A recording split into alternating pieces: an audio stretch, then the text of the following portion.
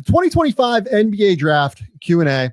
We sent out the clarion call for questions over on Blue Sky, over on Twitter. We will take questions from YouTube users as well. We have a bunch of really fun ones here. I'm excited to kind of dive deep into them. We're going to start with some more theory-based questions, and then we'll dig into more focused questions on like specific prospects. Let's go with that. Okay. This was one I was literally talking on the phone before you and I started this, and I brought this one up to the agent I was talking to. From Aaron Avery over on Blue Sky. How much tougher does the portal/NIL capabilities make scouting and understanding player skill sets? Does the portal give more rise to non-mid-major program players or non-major program players? So more mid-majors. My immediate reaction to this was, I actually think the portal makes scouting way easier, if I'm being honest.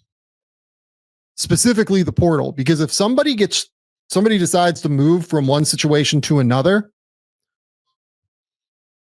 previously, if it wasn't working out in one situation, you kind of got the sense that like, okay, maybe it's just a bad situation, right?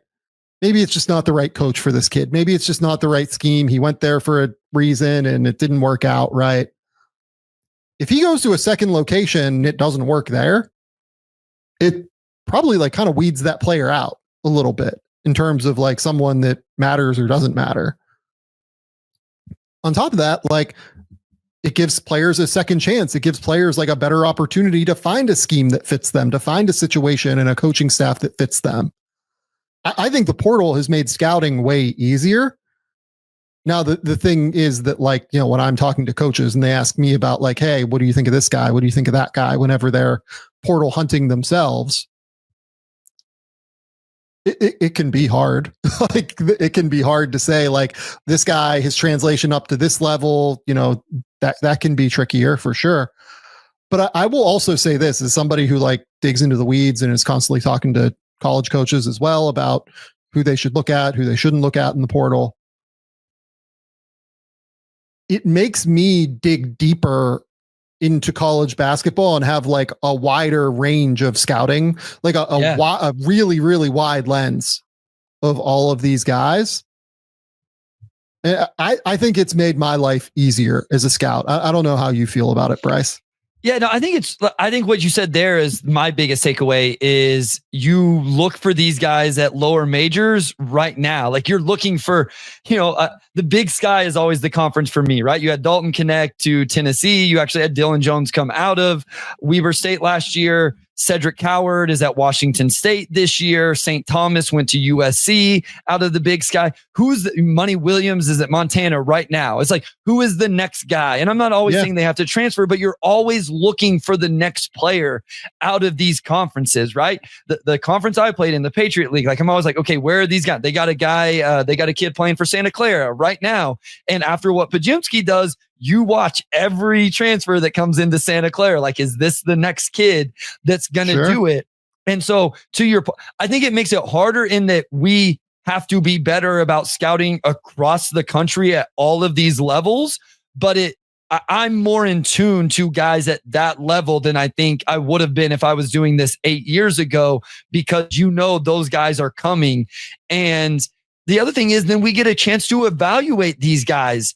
I think it's just so much easier to transfer, obviously, you know, the most obvious thing I've said, but it gives us a chance to evaluate them, right? Janai Broom, instead of just evaluating him off Morehead State film, we're getting him off Auburn film now. And there's all sorts. Dalton Connect was not going to be a first round pick out of Northern Colorado, with all due respect to Northern Colorado. Love Coach Smiley. He's put some really good players at the next level, both the higher Division I and the NBA.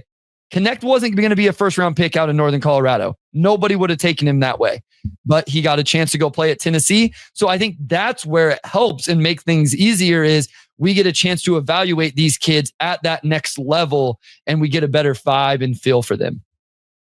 I think that I also feel that way about it. And in terms of like the NIL component adding to it, I think it's just going to make kids stay in school longer because they're getting paid, which means I don't have to figure them out at a younger age, which makes like it just helps you just kind of weed out wild question marks as freshmen, Tony Mitchell. Was that the kid that was at North Texas a bunch of years ago? Like it gives you just so much more time to figure these kids out. Like Deontay Davis or somebody else might not have left Michigan State. Like you're going to have more time to evaluate these kids, which will make it a little bit easier, I think. You know what that's done for me though, that's made it a little bit harder where I don't have a ton of intel is how many of these kids were like, did the NBA not like them at all? Or did the NBA just not like them enough to pay them more than what their NIL was going to be? Does that make sense? Yeah. Like some of these kids, it's like, oh, well, the NBA must have hated them. No.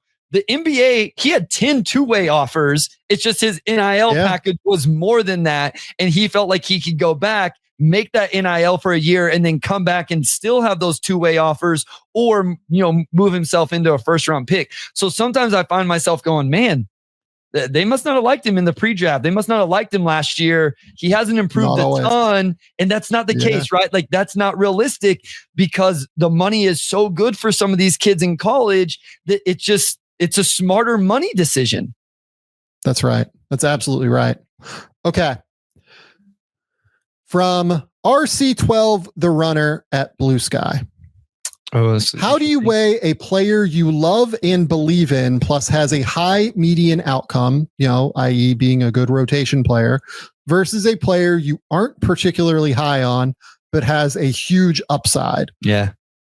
So this is always a really fun conversation. Personally, I always just kind of boil it down almost to like an expected value equation. Yeah. Where it's, I'm doing this calculation in my head, not, I don't have like a formula for it necessarily, but like, I think this player has significant all-star upside. If it all goes right in terms of his development, he has an X% chance to get there. What does that mean for his value? Or like, I'm trying to think of somebody last year that I felt really good that Dalton Connect was going to be a rotation player. Yeah, at the very least, right? Like that was like the worst case scenario for me. You don't shoot it like he does and like be out of the NBA. Right.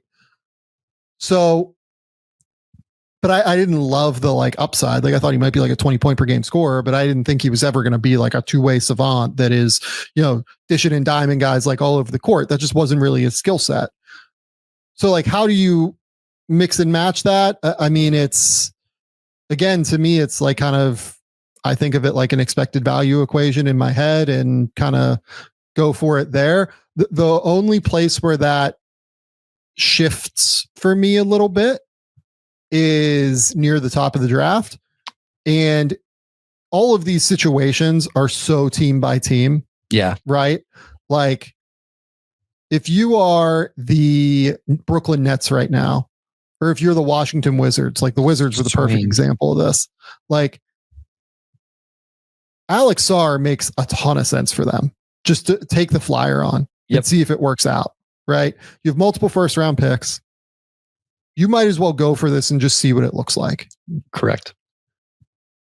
Because if you can develop him, he's 7 foot tall, 7'4", can switch defensively, great weak side rim protector. The offense is a total question mark, but there are real skills there. Theoretical shooter, can handle the ball quite a bit, needs to get way stronger, needs to have the frame fill out, everything like that. But they should be the ones that take that flyer. If you're somebody like, I'm trying to think. Like for Atlanta, for instance, right? I understand them taking Risacher. It's a good question. I think I probably would have taken, if I didn't know that I was getting Dyson Daniels, you would have taken Steph. Draft, I might have taken Steph. Yeah. But regardless, like it would have been a different conversation for me than just like pure upside hunting for Atlanta, because I have Trae Young already. I have like a interesting veteran laden roster, like Jalen Jalen Johnson's already there, who I think is a real upside swing. Yeah, that's kind of how I think about it in my head. And it's so different from team to team. Like everybody tries to simplify this shit, and there's just no way to simplify it. The more that you like really get to know teams and get to know people within the league, I'm telling you, like people on the outside can try to simplify this as much as humanly possible, but it's just a really bad idea. Yeah, I mean, listen, I know people like to like call people out on, for your take on not just yours, but in general, people's takes on where they have players ranked and stuff like that. The one thing I learned last cycle where I did, get a chance to talk to a few more scouts and stuff is I would ask them about players. And from the 4 or 5 scouts I talked to, the ranges I got were insane. Yeah, they were insane. And I was like, okay, I don't like nobody. I know a team near the top. I know a team near the top that had Alex Sarr like 10th. Yeah, on their board. I know teams that had him at 1. Like, and I don't say that to say that like Alex Sarr isn't like a great prospect. And I don't say that to say like, oh my God, the Wizards made a mistake. Like, this is so stupid. Don't fucking aggregate this. I'm just making a point here. Like, there's just a wide disparity. That's the reality. When you have people around the league that do this professionally, like I saw PD Webb, I retweeted this because of course I did, like tweeted earlier today. Yeah, about how people got mad about his. I mean, Sam, in the last 24 hours, you and I have both been called clowns on Twitter. Oh, it's the best. It's true. Like, I don't really care what people say on Twitter. No, I know. I don't care that people call me a clown. Like, I get upset with what you said earlier. Like, if people don't think I watch the game, then you're wrong. Yeah, like insane. you can think I'm an idiot, but don't think I don't work hard. But right. Yeah. Like, PD and shout out PD. 80% of replies to rankings, mocks, or big boards are a variant of how dare you not have the same opinions as me, you coward. Like, that should just be our, like, we should literally just make that the logo to our, to the podcast here. So listen, I think it's at the top, especially to answer this question is I go a little bit more upside. Like, this is why like Ace Bailey is going to be a player I continue to believe in because I think the archetype there is crazy, even though I understand the questions. And I will say though, like if you start to drop that player, like Malawash is one right now where he's starting to move down my board and it could happen rapidly because the upside at the top of the draft, I'm a little bit more willing to take the swing. Well, if I don't feel like he's worth it in the top 5, 7, 8, then all of a sudden I don't feel as good. Like I would rather take the guy with the median outcome, as the question says here. The other thing I'll say to this question is when you're not representing a specific team, this stuff is a little bit different as well. It's so amorphous. Like, so that's the thing. Like Rob Dillingham was the perfect example, right? Like you and I probably had Rob Dillingham a little bit lower than most everybody in the public space. But when Minnesota drafted him, we didn't exactly crush it, even based on where we had him on our boards, because we felt like that was a team that he could make a lot of sense for. If the Pistons would have drafted him, I feel like our reaction to that pick could have been very, very different. And so like, that's where it gets hard for, I'm like not trying to give us a cop out, but where it's a little harder for us, we're just trying to, in a vacuum, rank all of these players. Well, yeah. And this is the other thing. I mentioned this on, I don't know when this is coming out, but I recorded with, Nekias Duncan and Steve Jones for the Dunker Squad. Oh, nice. And one of the things that Steve asked me was just like, or Steve or Nekias, I can't remember. One of them asked me about process, or no, Steve asked me about like something like in regard to like the way I see it versus teams and things. It was, I can't remember the exact question, but like I'd literally been on the phone yesterday or the day before that talking to an NBA, executive.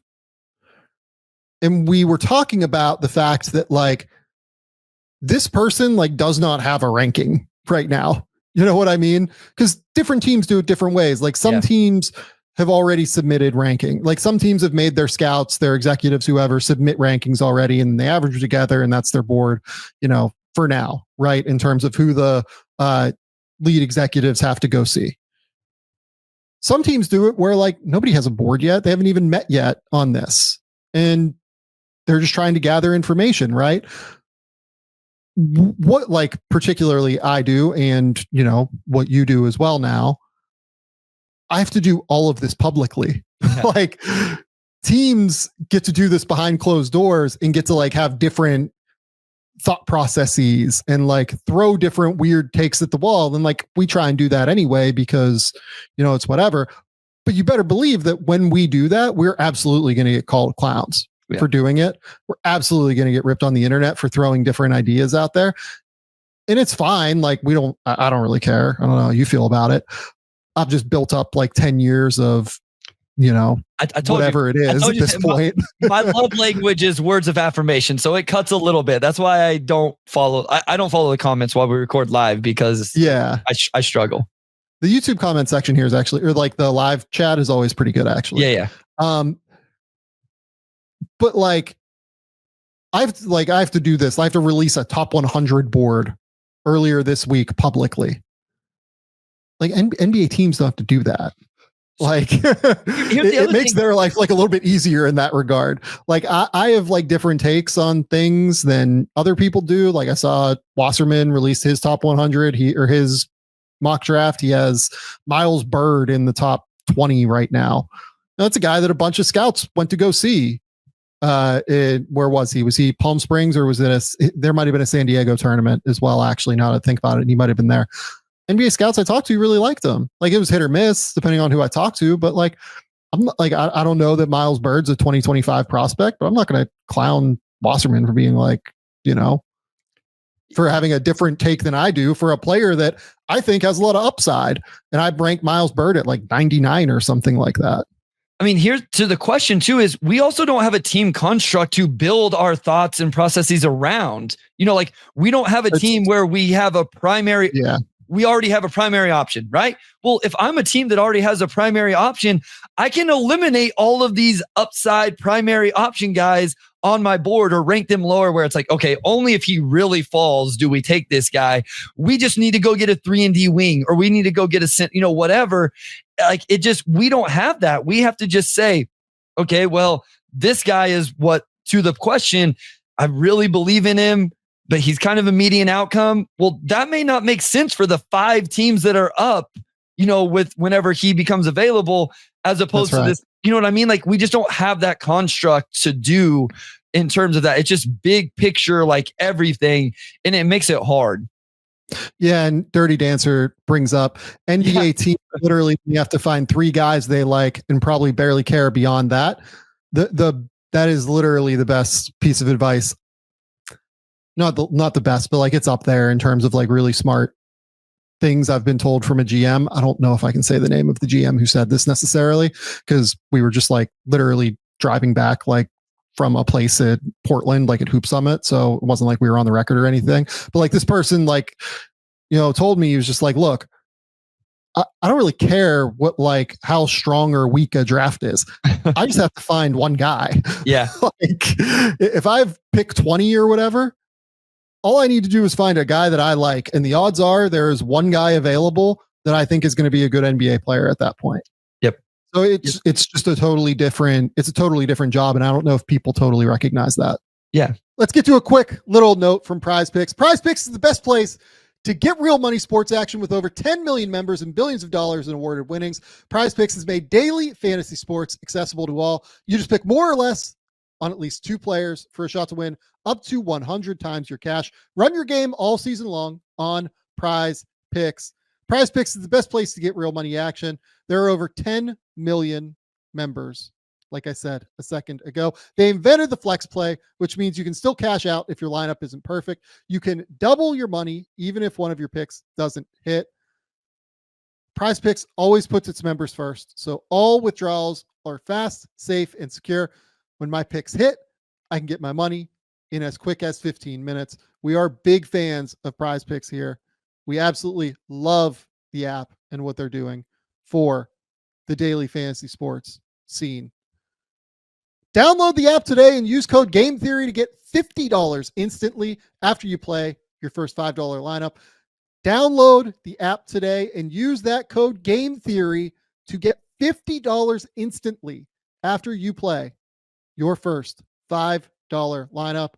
Prize Picks, run your game. My DUER jeans are truly my favorite piece of clothing that I own right now. They sent me out a pair of jeans and they are fantastic. I've been wearing these things everywhere that I can whenever I go out of the house. They are so comfortable. They look great. They feel great. They're stylish. They're versatile. You can wear them in a lot of different situations. They are fantastic, fantastic jeans. DUER is built for doing, with styles of stretch performance denim and lifestyle apparel for everyone in every season. DUER has you covered for the colder winter months with fabrics like a fireside denim, which is interwoven with fleece for warmth without too much bulk. Plus, DUER's clothes are sustainably crafted to last. They're going to be a staple in my closet for years. I am going to try and get them to send me more clothes out, in all honesty, because they have been so good. I love my DUERs, and I'm sure you will too. Check out DUER's flagship stores in LA or Denver, or shop online at shopduer.com/game theory. That's shopduer.com/game theory. Right now, my listeners are going to get 20% off your first purchase when you use that exclusive URL. Don't wait. Get 20% off at shopduer.com/game theory. Okay. Next question. And this will be the last theoretical question, and then we'll get into more like specific prospects. Cool. How do you go about projecting and evaluating the defensive guards? Feel like there are so many guards that come into the league as poor defenders, even though they were like engaged in solid defenders in college basketball. And this came from Roa Jerapu, who I think Rohan asked us a question earlier in the show as well. To me, it's really about physical tools. Yeah. Like for guards, it is even more about physical tools to me than it is for bigs. Bigs obviously need to be, hit a certain height and hit a certain weight and, have quickness and everything like that. But like the best guard defenders in the league, outside of really like the only one I can think of that's made an all defense team recently, that I wouldn't call like a particularly like monstrous athlete, is probably Fred VanVleet. But Fred is like exceptionally strong. And Fred, now that I'm looking at it, I don't even know if Fred did make an all defense team. Looking at it, I think he may have just only gotten votes for it like over the years. If you look at the guys that make all defense teams, it's like Jalen Suggs, fucking sick athlete. Amen Thompson will make these, like disgusting, incredible, unbelievable athlete. Eric Bledsoe was like nicknamed like mini LeBron for a minute, like in his career, even though he was 6 foot tall because he was so physical and explosive. Right.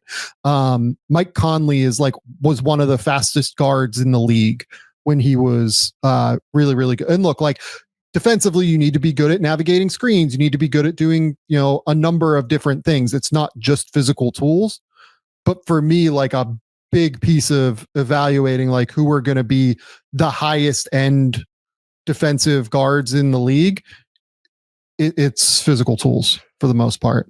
I agree with that. I think mentality is another thing you can watch. Like I feel like Marcus Smart has been a really good defender. Obviously there's physical tools there as well, but like just has a certain level of mentality. I think when watching college basketball, I think one thing you want to watch for is the matchups. A guy could maybe show as like, oh, he's not a bad defender. Well, is he being hidden on his college team? Like, what kind of matchup is he taking on his college team? And then whenever I'm watching guards and evaluating them, especially, how do they navigate ball screens? And some teams, this is really hard, guys, because you watch some teams and they just switch. They soft switch every single ball screen, or you watch a team and they're hard hedging. Well, when the big is hard hedging, the navigation of the ball screen from the guard is completely different than if you're in the NBA and they're playing drop. And so I try to evaluate that as much as possible because this is such a thing they're going to have to do. But I think along with the physical tools, which I completely agree with Sam, either are you super fast, are you super strong, do you have crazy length, lateral quickness? And it can be strength for what it's worth. Like, yes. I didn't talk a ton about the strength, but like Drew Holiday is a great example of just being fucking stronger than everybody. Yeah. Right. No. And you see some of these guys that like, you just have to hold up physically. I was talking to a scout last year about a player and they were just like, we think he's going to get knocked off his line every time somebody drives it. So he was talking about from a defensive perspective, offensive players driving downhill, we're afraid that this player won't be able to hold that line and force the offensive player off the line. We think he's just going to get knocked off the line. He's not strong enough.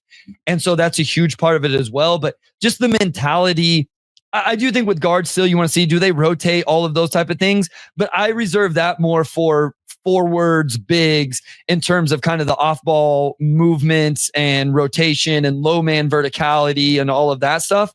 With guards, it's kind of that point of attack, physical tools plus screen navigation mentality. Who are they guarding, right? Like, I don't care if they stop some dude that's not that good, can't shoot, so they can just play off of or whatever. How do they look against the best players? And I think that's what really stands out to me. Yeah. And, just looking through the guards who have made all defense teams recently, right? So Derik White is probably like an example of a non-crazy athlete, but Derik White is like 6'5" with a 6'7" wingspan and has the requisite quickness to be able to like just overwhelm guards with his length in some respect, right? Looking through here, Herb Jones, 6'7" with a 7'1" wingspan, but he's more of a wing. Caruso gets by more just through being like a basketball freaking savant, but again, like 6'5" with a 6'8" wingspan, I think, like something like that. So again, super quick and also super long for a guard. Drew Holiday, we've talked about. Mikal Bridges, Marcus Smart, like these guys are all like physical dudes. Patrick Beverly might be a name that people think of. Like Patrick Beverly has like a 6'7" wingspan at 6 foot tall. Like he is a very long dude who is like super strong as well for his size. Dyson Daniels, the guy that I know he hasn't made one yet, but obviously we talked about 6'10" and a half wingspan. So like they're 6'7". Yeah. You talk about Amin Thompson, who you brought up, you think he has a chance to be one of the better perimeter defenders. And I know he's a little more wingy, like, whatever, but like athletic tools, crazy wingspan. Yep. Jalen Suggs, enormous, right? Like big for a guard. So it's the other thing now is ground coverage. Like we talk about that all the time on the show. Being able to cover ground is the name of the game in today's NBA. And that's a huge piece of defense as well. In terms of like the middling defenders and like trying to figure them out, that's where it's like, okay, can you cover ground? Can you stop at the point of attack? Can you hold up in any way physically? Like that's the stuff that's really, really important as well. Yep. Okay. Next question. Let's start with this one. From Ben Walker 14 over on Blue Sky. If the draft were tonight, do you think there are any teams that would not take Cooper Flagg number 1? So this is probably more of a me question than a you question, but I'll be interested to hear your take on like how close you think some of the guys at the top are. Again, everyone's board is so amorphous right now. I think Cooper would go number 1 for everybody, but like, it's certainly more of a conversation within front offices right now than what it was in the preseason. I would say after the emergence of like Dylan Harper, with the way Egor has looked a little bit, I like still truly Harper and Egor are the two names I get the most in terms of guys that could challenge him. But I still think Cooper would go number 1 for everybody. So if you work for an NBA team and you listen to the show, and I know many of you do, in your organization, you do not think would take Cooper at number 1, please reach out because I would like to know. I want to know too. So DMs are open. You can DM me and let me know. My initial reaction is also no. My secondary reaction is if a team were to, it would be a very point guard needy team. So like find the most point guard needy team that decides that Dylan Harper or Egor are their guy. Again, as much as I am a Ace Bailey guy right now, I don't know that he's shown enough to say, hey, we'll take this archetype over what Cooper provides, just overall versatility. I think there is a world where Ace shows enough where you go, we'll take the high-end two-way wing primary option, and we value that more than Cooper's versatility and defensive impact. Ace just hasn't shown enough yet for me to think that's a realistic option for any team. I think the point guard needy team is probably the more realistic path right now. I would agree with that. The other thing I will say is that Cooper is starting to solve problems like in a real way. Like if you watch the Auburn game last night, like he's starting to figure out like, okay, I can't just backspin on my drives a lot of the time. Like I need to stop and like pivot, like reverse back and then get to a jumper that way. How he continues to work through those problems and problem solve as he turns 18 here this month and figures things out. That is going to be the thing to track with him, I think. Yeah. Okay. Because the only knock is scoring right now. With like everything else is incredible. Yeah. Okay. This was the player I got more questions on than anybody else. Shout out to Stramben over on Twitter, who got it first, I think. Where are you guys with Jeremiah Fears? Ben said, like, is he a lottery pick in 2026? I've seen people have him as a first rounder this year. I'll give you the floor first here. You've watched at least one game. I know that of Fears. I've watched two to this point. Where like specifically I've taken like detailed notes on him. Where are you at with Fears? Let's just kind of leave it based there. I was a little behind on him compared to other guys. So I did catch a game. They played Arizona. So I'm really interested to compare notes because there was a couple things in this game that I found interesting based off what I watched and what the numbers are. So he shot it extremely well in this game. And I was like, okay, if this is how he shoots it, I see the first round pick, but the numbers aren't there. I thought he was a very willing passer. I liked how he let the game come to him. I appreciated that in this game. I didn't think he forced a lot. I thought he was a willing passer. I thought he operated ball screens really well, but then the turnover numbers are high on the year. I obviously didn't watch a high turnover game, so I haven't seen the game yet where that's an issue. So I want to see that a little bit more as well. I think he has some real creativity and wiggle to what he does. Again, I mentioned operating ball screens.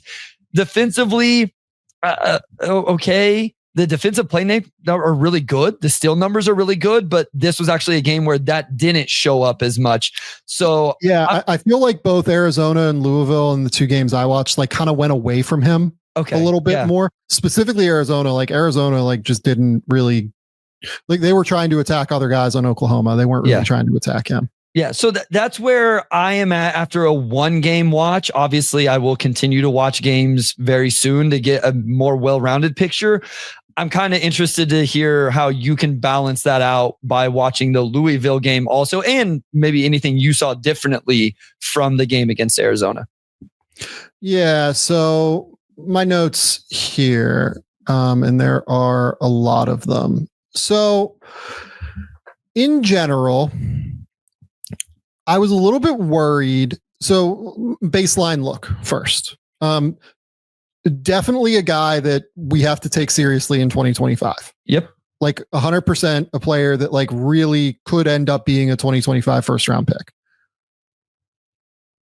I don't know if, and I say that just insofar as I think there's a fairly decent chance that he is one of the 30 best prospects in this class. Based off of where his game is right now, I actually don't know if it would be best for him if he came out this year, especially given just like the advent of NIL. Like this kid is 100% like $1 million player wherever he goes next year. Okay. So couple of quick notes in terms of what I had questions about. in ball screens, Arizona, especially early in the game, had a tendency to put 2 on the ball. And I didn't feel like he handled blitzes all that well. I felt like you could kind of make him pick up the ball early. In general, I feel like he picks up the ball a little bit early right now, in that like he can be frustrated with, size and length and like guys coming at him in a real way. Definitely more of a jump passer, and definitely a guy that like really needs, like, it feels like 2 hands on the ball to make passes. Like in those 2 games, I don't think I saw like a real true, like live dribble, like one-handed pass where he's, creating and, generating like a look for a guy. He had a couple of nice moments. Like he had one, I think, against Arizona in the second half where he would I think coming off of like a screen, caught the ball at the top of the key, got downhill, Euro stepped around a shooter, forced the help in from the corner, and then put 2 hands on the ball and kicked it out. Right. Like that's really good. Like that's stuff that like I'm very comfortable with. I felt like his pickups were pretty far from the rim. He did utilize real extension and length to be able to finish, but I didn't feel like he was necessarily like a particularly explosive vertical finisher. I didn't feel like there were moments where like when he got ahead of steam, he felt like he had real downhill force. Yeah. But I don't know that he necessarily like generates that from a standstill either. In fact, I think he really doesn't.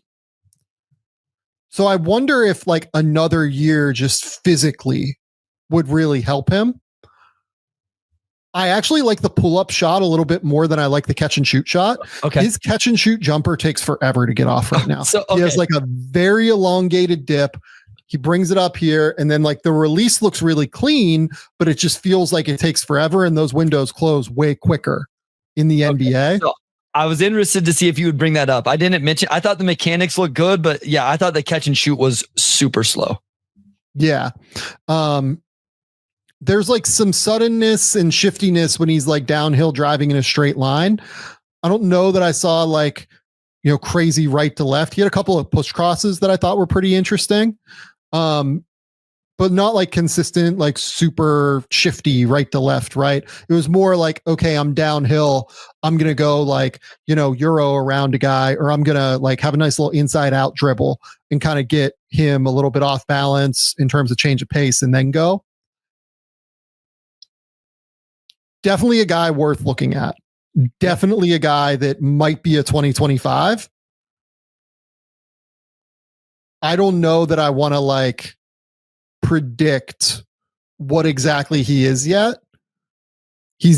I think he is a top 50 prospect. Like I didn't have him in my top 50 in the big board I released earlier this week, because I'd only watched the Louisville game at that point, and he had like 10 points and 4 turnovers, and like it just wasn't his best game, right? I do think he is a top 50 kid. I just am I'm going to be a little bit more patient with him, because the other piece of the equation with him is he reclassified up, and he is I think he just turned 18 in October maybe, and ended up going to Oklahoma because Oklahoma had like this amazing opportunity for him to get to handle the ball all the time. The other piece of it I will mention with him and with Oklahoma too is that I fucking love watching that team. Like they are super unselfish, and he's a big piece of this. This is almost the thing I love most about him. He just swings the ball so quick. He processes it really, really well off the catch. The ball doesn't really stick with him at all. He's just moving it. That is awesome. That's really what I like to see. But I want to see more before I like really dive in and say like, hey, this is who this guy is. Yep. Right. Yep. I'm with you there. Okay. The next guy that I got the second most questions on, what range do you see Derik Queen going in? He's been dominant, but it's a weird NBA fit. Derik Queen currently plays for the Maryland Terrapins. He was a part of the awesome Montverde team that had Cooper Flagg, Austin Newell, Liam McNeely, him, Rob Wright. Rob Wright was on that team. So he's been like a well-known commodity, as a player here for a minute. And he's one of those dudes where like basically wherever he goes, he just kind of kicks ass. Like there's just not another way to put it. Like he's always super productive. So far this year, he's averaging 17 points, 8 rebounds, 3 assists as a 6'10" center, shooting 61% from the field, 77% from the line.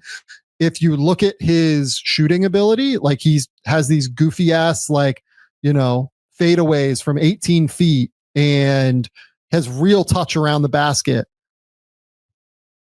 I hate him on defense. I do not enjoy watching him on defense right now. The effort in terms of like rotations and weak side rotations is just not there. It's not good enough. It needs to get better. I thought that in the few games I've watched this year already, he struggled a bit with switches. And it makes sense. Like he's clearly gotten into better shape. I think he was like 260 pounds or so at Montverde. Maryland lists him right now at like 245. And it looks like he's in way better shape than what he was previously. He's somewhere. This is the continuum of when people ask me about him. This is the continuum I've been saying. He's somewhere on the Vernon Carey, Nikola Vucevic, Alperen Şengün continuum of player. And I don't know where he falls yet on that continuum. But the thing that I would like press to like people around Derik Queen is like, he needs to defend. Like he needs to start showing like real capability on defense, because that's where it will become a real question. The difference between him and Şengün is like Şengün was literally the fucking MVP of the Turkish league as a 18-year-old. Like Derik Queen's really good. He's not that yet. Yeah. So I had him at 38 on the board. I would say anywhere for me from like 18 to 40, 20 to 40 feels right now. But I will admit this in myself before I let you go. This is just not a player type that I particularly love. It doesn't seem super long. The defense is like a real question. I just think it's really hard to build around centers in the NBA that struggle this much defensively in the ways that he does. Yeah. I mean, I have it in my notes. I just kind of have to get past kind of this archetype, how it looks. I think the best compliment I can give him defensively is I thought he had decent communication. Like I think he sees things well, but I didn't think for him being a big, his presence was felt a whole lot. He averages over a steal and a block, but I just didn't think you felt his presence on that end of the floor.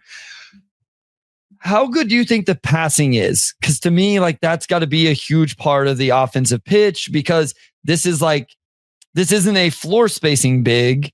This is a like kind of skilled in his way. Yeah. Is he a playmaker at that level? Like I thought that's where you were going whenever you were talking about Şengün.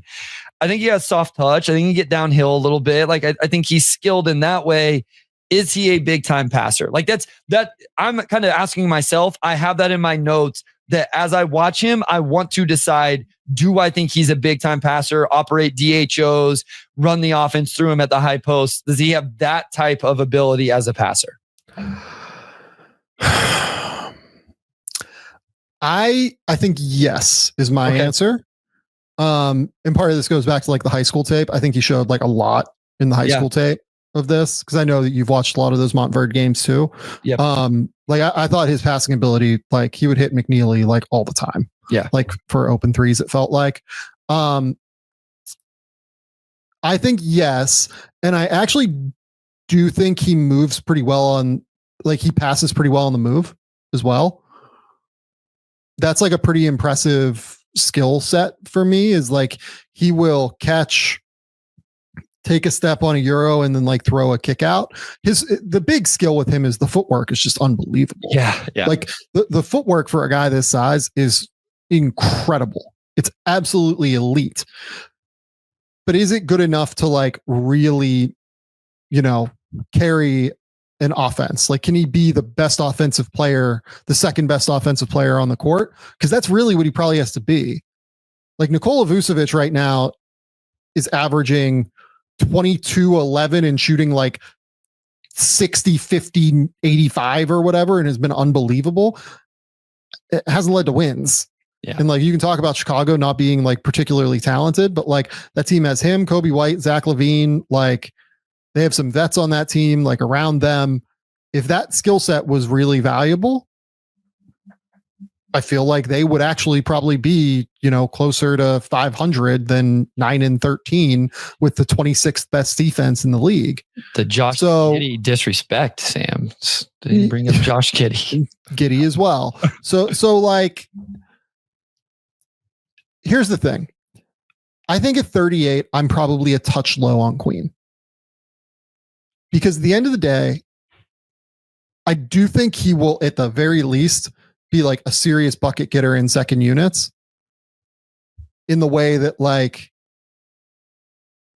you can see some Naz Reedy outcomes here for him. I don't think Naz was pretty heavy in LSU though too.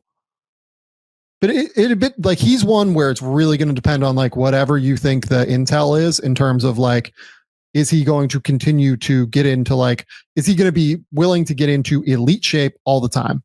Yeah. That's what it'll come down to with him. If the answer is yes to that, then, first round pick for sure, probably, top 20 pick. If you find out that the intel is really good, if it's more questionable, and this isn't a statement on it one way or another, because I haven't dug into it yet. If it's not that, then there are questions, I think, about Derik Queen. I actually wondered about how in shape he was early in the year when these games I watched, because it seemed like his rotations were very short. Like they would play him for a few minutes and they take him out for a few, and then they play him a few. Maybe that's just how they wanted to play him. Maybe that's how he wanted to play. Just looking at the game logs recently, the amount of minutes he's played, it doesn't seem like that's been the case as much. So maybe it just took him, maybe he wasn't crazy out of shape or whatever. Like it was just something I had in my notes that I wanted to know. I have him at 33 on my board for right now. I'm very much struggling in this range to rank these guys from kind of the range you said, 18 to 40, 20 to 40. And I like the names. The order I don't love as much. So he's right there in the mix. And as you mentioned, he could easily move up into the first round.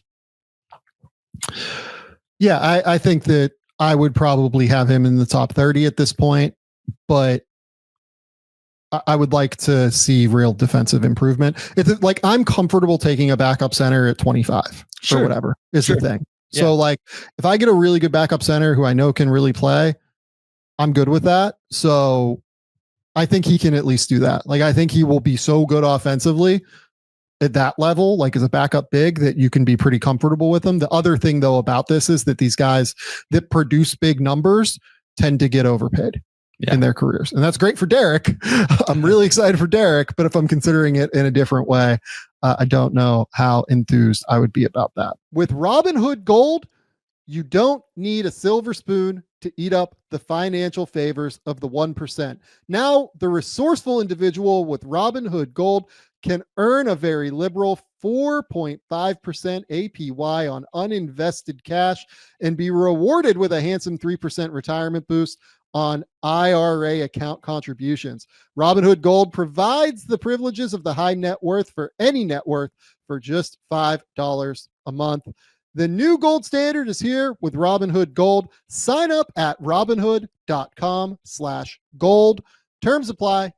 For specific product disclosures, visit robinhood.com/gold. Investing involves risk. Rate may change. Gold membership is offered by Robinhood Gold, LLC. 2 questions on the top of the draft that should go relatively quickly.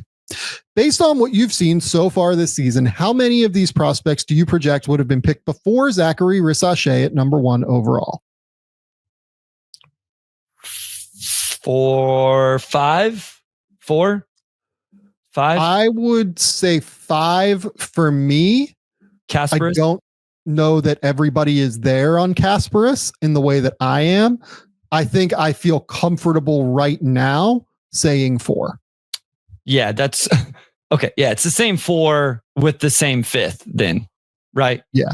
Cooper, Ace, Egor, Dylan, Kasparis. I don't know that I would be there on Kasparis. I was also higher on Risacher than a lot of people. So I think I'll cut it off at 4 right now. Yep. I think the answer is 4 here. And in that vein, the next question is, where are we at? From This Is Jason, do you think the gap between number 1 and number 4 is very large right now? There are 4 to 6 dudes at the top of this draft that seem fairly close to me. I mean, Bryce, you can answer that first. I feel like I've answered a bunch of them first. I don't think it's large. No, I don't think so. Not right now. I think it could matter based on what you need. So we said it earlier, right? Like we still think Cooper Flagg is probably the number 1 pick for almost all 30 teams. So I think in that way it answers it. Am I like, I'm not crazy upset like if I end up at 3, but it also depends on my team needs. Like I think if I already have a point guard and Cooper goes 1 and Ace goes 2 and I don't feel like I can, bring Egor or Dylan into the fold, then that may feel a little bit different. Again, I have a cutoff at 4 though. So I wouldn't say there are 4 to 6 dudes right now for me. Yeah, I would say 4. I would say 4. And I think Cooper's a half tier above the other 3 for right now. So I guess maybe that's where the gap is a little bit more, is just Cooper between the next group. Yeah. So like, yes, all of these guys would have gone number 1 last year to me. Yep. Between 1 and 4. And yes, you and I in general on this show have been pumping the brakes on like, hey, Cooper is really good and we love Cooper, but like, he's not like a generational, like Wemby. He's not that guy. Right. He's just he was even what like Zion would have been if Zion would have never gotten hurt. Correct. Like he is not a Zion level prospect. Yeah. He's really good. He's amazing. But like he's not that level. He's a really good, like to me, solid like tier 1 prospect to me. And these other guys, like a couple of them could end up in that boat. A couple of them might not. Right. So to your point, I think a half tier break is probably right, but I would be very happy to end up in the top 4 of this draft if I was a fan of a team. Yep. Agreed. Okay. This will be a quick one. I don't see Hunter Dickinson on any draft mocks. I know he's old, but shouldn't someone spend a 2nd round pick on a skilled big like him? I think he has 0 chance to defend in the NBA. Just point blank. I'm with you as well. Listen, I grew up a KU fan. There's still a little bit of that. There's not a whole lot left. There's a little bit, but so here's a more interesting question, Sam. Chris, my buddy, I was with him for Thanksgiving, the Chiefs game. Yeah. He said, Bryce, is KU really a national title contender? When's the last national title champion that didn't have a 1st round pick? And he doesn't think KU has a 1st round pick. And I agree with him. Like, who's the best pro prospect on Kansas?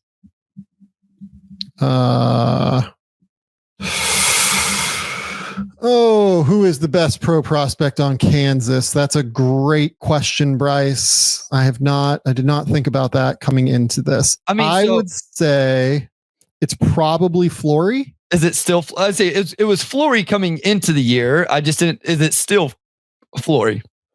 Probably. I think Flory would still be my answer. Yeah. I mean, like I'll hear out if you really think that like AJ Storr can learn to pass, or if you think KJ Adams never going in the 1st round though. So like that's the point of your question. I don't think Rylan Griffin's going in the 1st round from what I know. I don't see a 1st round pick. That's for sure. I mean, so if you just like Connecticut had 1st round picks on the team. Kansas in 22 had Christian, not the Udoka season. No, but the Agbaji season. They had Christian Brown. Agbaji is the one. Agbaji. Baylor had Davion Mitchell. The year before didn't have one. Yeah. Did the Virginia team have a 1st round pick? DeAndre Hunter. I mean, I think he said lottery picks whenever he said it to me, and like, I don't know that held up. And then like this Villanova team is the Nova Knicks were for a little while. I mean, they still had Bridges on that team. Yeah. And then Brunson and DiVincenzo also. North Carolina. Justin Jackson. Like, so that was the one that we got to. That North Carolina team was like, oh, maybe this breaks it. But even though he didn't pan out. Yeah. Mikhail for that 2016 Villanova team, but also Josh Hart on that team. Duke in 15 is all of the Okafor, Justice Winslow. Yeah, all of those guys. just all of them. Connecticut in 14 is a weird one. That could actually be the answer. But Shabazz went in the first round. Yeah. But like, I think if we were looking at that Connecticut team at this point in the season, they would not have had a first round pick. You know what I'm saying? Like in December 2013, we would not have seen Shabazz Napier as a first round pick. So like that run put him as a first round pick. Maybe that's the team. Did the Louisville team the year before not have one either? Oh, they had Gorgie Jang. Yep. Okay. Yeah. And then Kentucky the year before was littered with 2011 Connecticut was Kemba.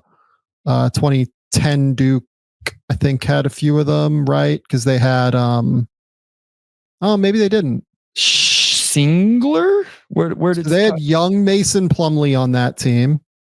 They did have Singler on that team. Singler went in the second round. Second round, yeah. 33rd overall. I thought it was close.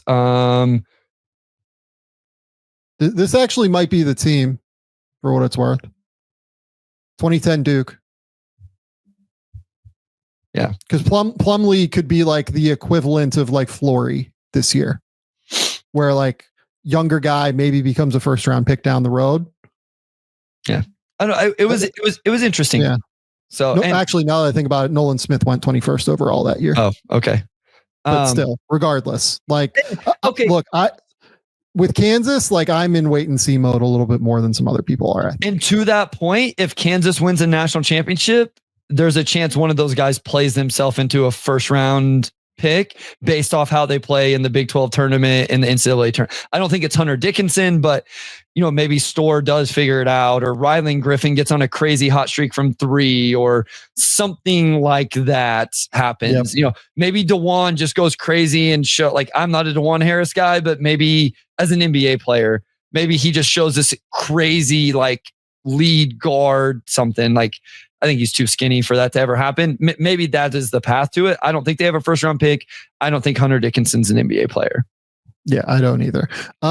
From Was David over at Blue Sky, what do you think Egor Demin's ceiling can be? So I've now watched both of the games where Egor was like supposed to have struggled in. The Ole Miss game, I just like disagree.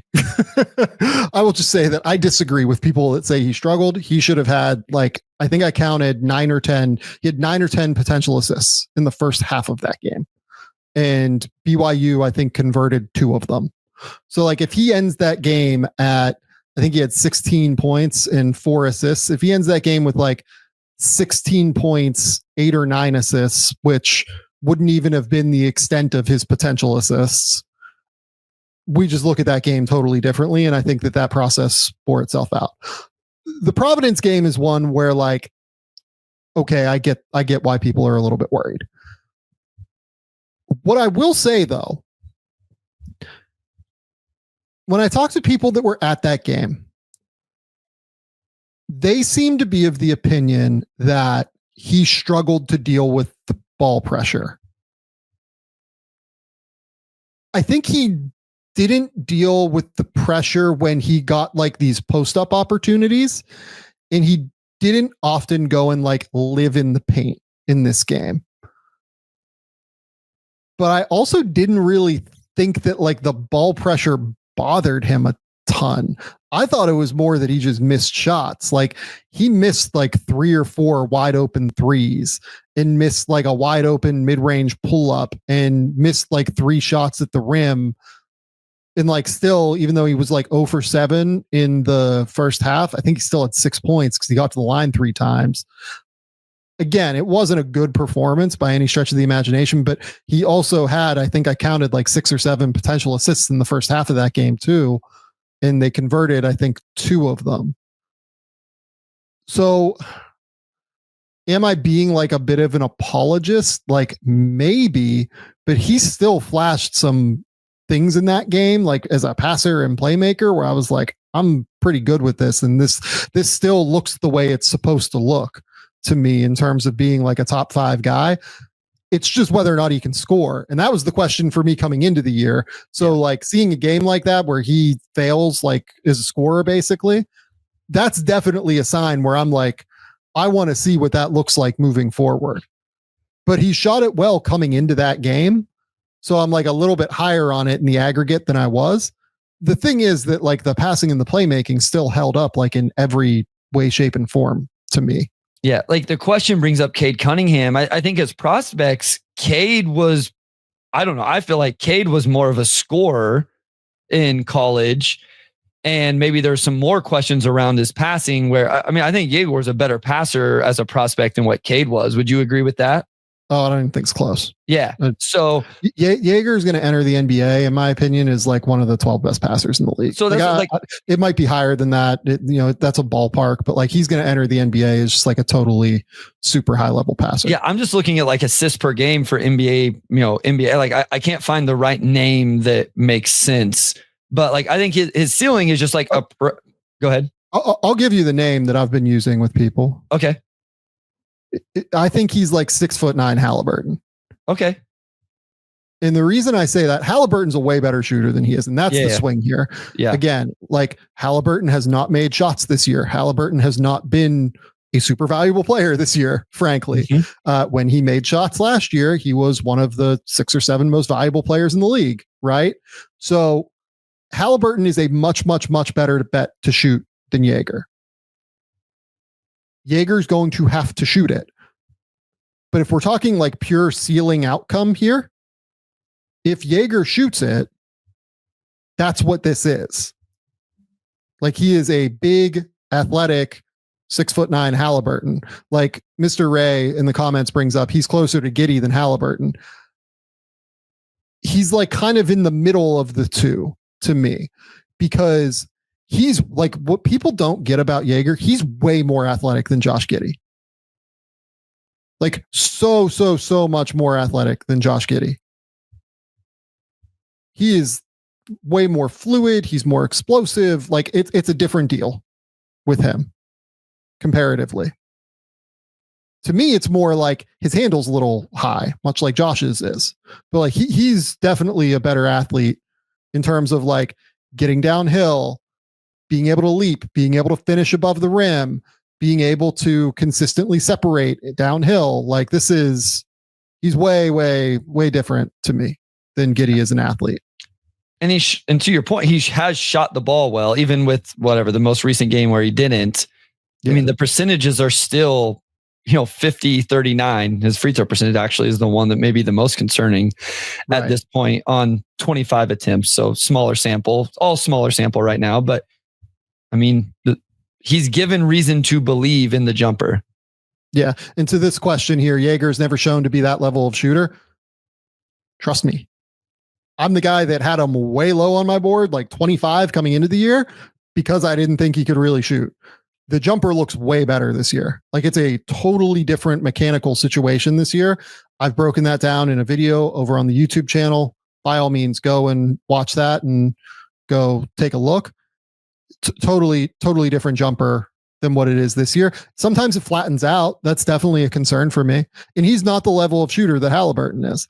But my point is, when I make that comparison, is that A, he's clearly showing growth as a shooter. B, we kind of see what Halliburton looks like this year when the shot isn't falling like at a super elite level. Still really like still a valuable player, still like a starting point guard in the NBA, but not an all-star. I think Jaeger's upside is something like that if it really goes right, where Halliburton's like an all NBA guy, but the floor is lower because the shot is just way more volatile than Halliburton's is, even with Halliburton in the middle of a downturn right now. Yep. So yeah, no, I still have Egor at 2. Like, and it's more that I have Cooper, Egor, and Dylan all in a single tier myself right now. Mm-hmm. And then I have Ace in like I think I literally put this in the big board thing. I have Ace in a tier titled like 6 question marks right now. Might be great, might not be. I don't know. We shall see. But any other thoughts on this one? No. Nope. Okay. 2 more we'll go with. Do you think Kam Jones can play point guard full time in the NBA?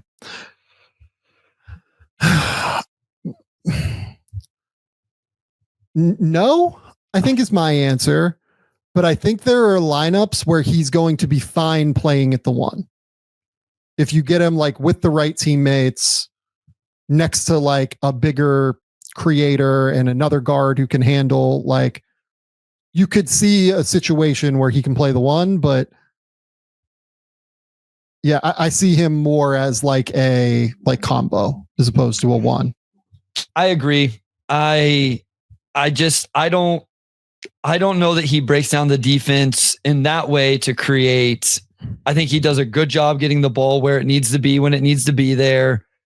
I think at times, being that primary on-ball guy, he dribbles himself into trouble, which maybe he's still figuring it out, right? Because this wasn't his role last year. So I want to give him credit. I'm trying to figure out how I feel about a guy who I didn't watch in the grassroots because I wasn't doing this when he was coming out of high school. A guy that hasn't shown this level of passing, at least on this volume, and then is now doing it in his senior year. I'm trying to figure out, because this is not the archetype of player I saw him as and had evaluated him as up to this point. It had been a bucket getter. So my answer right now is also no, I don't think so. 20 more game sample of it, an entire year of it, maybe I change my mind. Yeah. So he showed this a little bit late last year when Kolek went out with his like back injury or whatever. He averaged like 4.5 assists versus like 2.1, 2.2 turnovers per game. Looked fairly comfortable.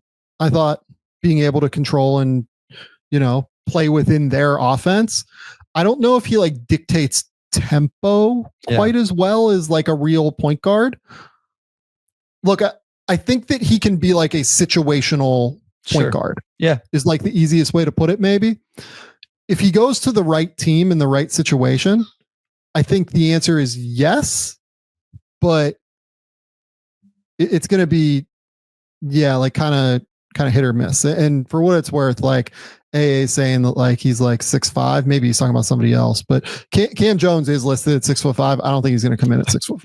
I was gonna say the first note in my scout is there is no way uppercase he is actually 6'5". Like, I just think there's no chance he's actually 6'5". Listen, he rebounds. I think he comes in at like 6'3" and a half. He rebounds the ball well. I love that. The assist to turnover ratio is ridiculous right now. He has consistently shot it well from 3 his entire career. Like, we talk about volume, we have a 700 sample size at 39%.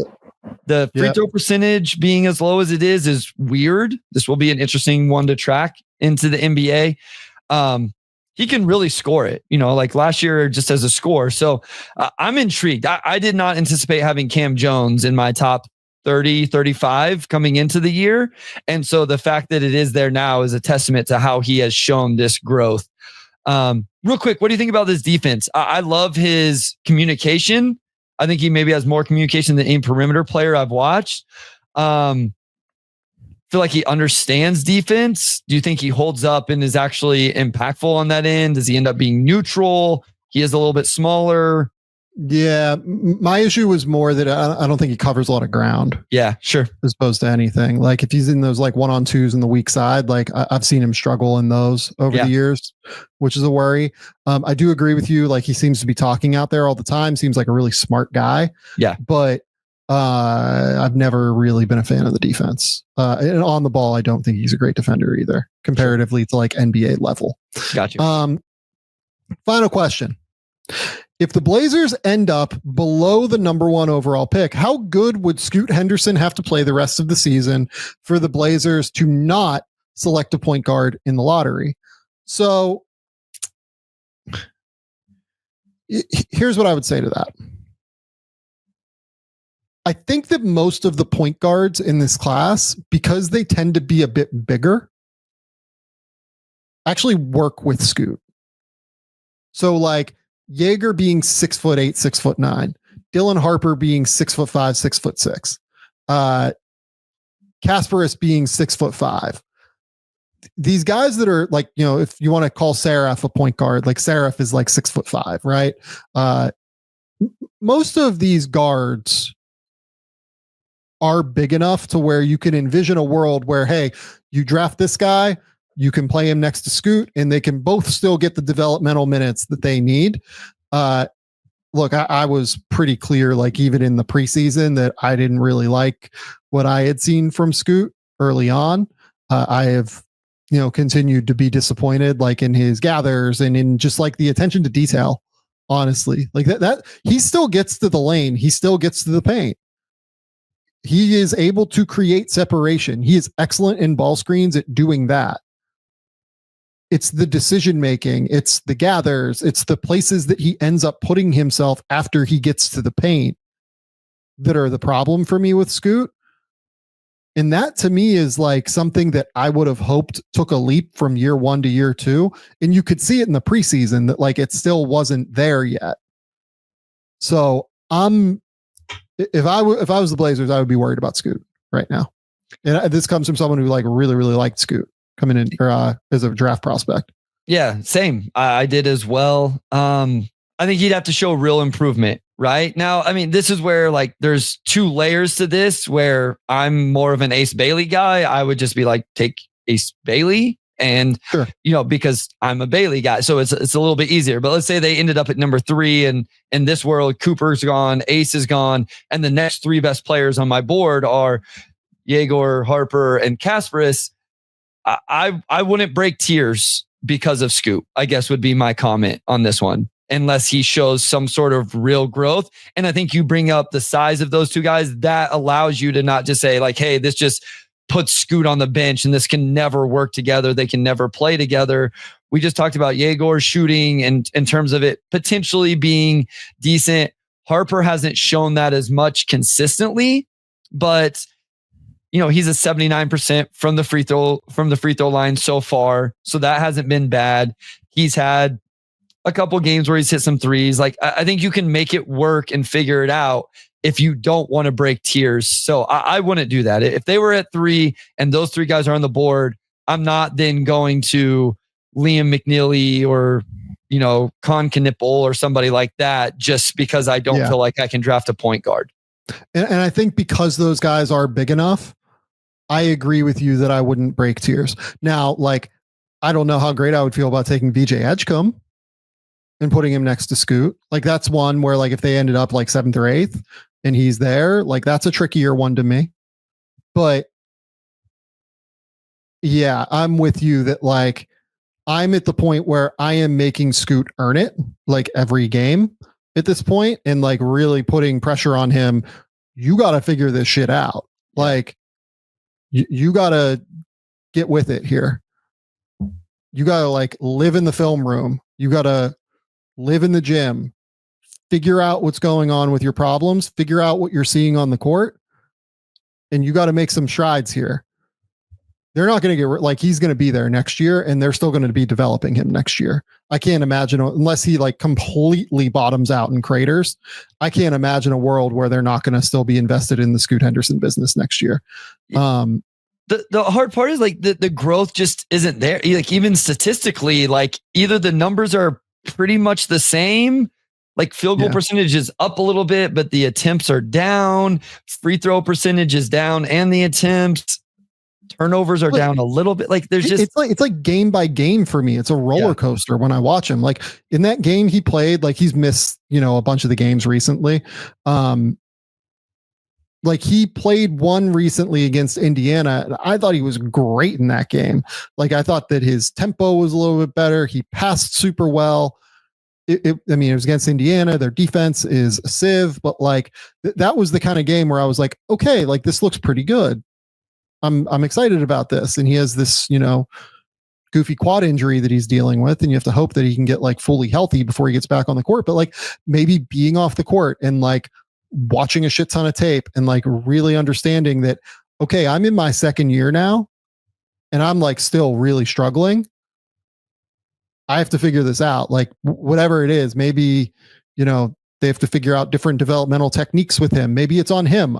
I'm not in Portland. I don't know. Right. But there are a lot of things that he needs to fix, and he has the tool, like he has physical tools to do it. And part of why, like, I'm not giving up on him at this point is that there are games, and this is what I mean when I say it's a roller coaster. There are games when he shows that he knows what he needs to do, like that Indiana game. I thought the opener this year for Portland, he was pretty good in that game too. There are games where he flashes that he has the ability to be something. It's just way too up and down and way too inconsistent right now.